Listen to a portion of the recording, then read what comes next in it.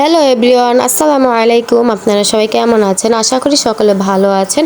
আমিও আল্লাহর অশেষ রহমতে আপনাদের দয়ায় পরিবারের সকলকে নিয়ে অনেক ভালো আছি। আজকে আপনাদের সাথে শেয়ার করব চিকেন রোস্ট রেসিপি।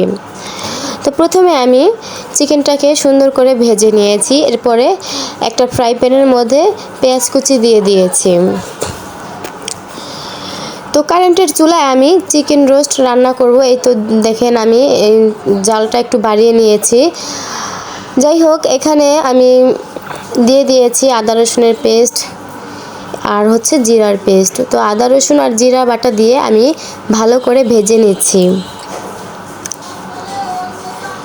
তো কারেন্টের চুলায় চিকেন রোস্ট রান্না করতেছি। যাই হোক, ভালোই লাগতেছে কারেন্টের চুলায়। এখানে আমি দিয়ে দিচ্ছি জিরা বাটা, ধনিয়ার গুঁড়া, জয়ফল, জ্যোতি, এলাচ, দারচিনি ইত্যাদি আরও অন্যান্য মশলা। সব মশলা আমি এখানে অ্যাড করে দিতেছি। তো আমি মশলা পরপর অ্যাড করে দিচ্ছি আর নাড়াচাড়া করে নিচ্ছি।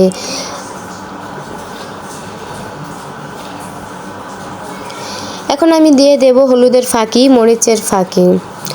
তো এইসব মশলা দিয়ে আমি আবারও ভালো করে নেড়েচেড়ে নেব।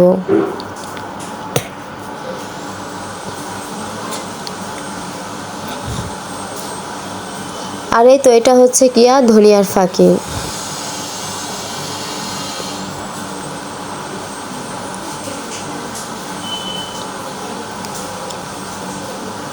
তো এইসব মশলা দেওয়ার পরে আমি আবারও ভালো করে নেড়েচেড়ে নিচ্ছি যাতে করে না পুড়ে যায়। এখন আমি দিয়ে দিচ্ছি এখানে দুধ। তো এখানে আমি গরুর দুধ দিয়ে দিয়েছি আর দিয়ে দিচ্ছি সস।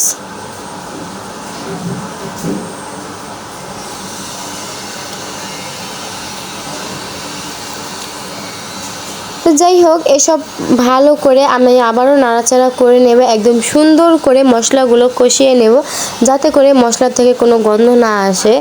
আর এই তো এক একটা বোতাম দিয়ে এখানে চুলার আঁচ কমানো বাড়ানো হয়। এই তো একটা দিয়ে চুলার আঁচ কমানো যায়, আরেকটা দিয়ে বাড়ানো হয়। এভাবেই করি, কারেন্টের চুলাতে রান্না করি। আর এখানে দিয়ে দিচ্ছি তেজপাতা।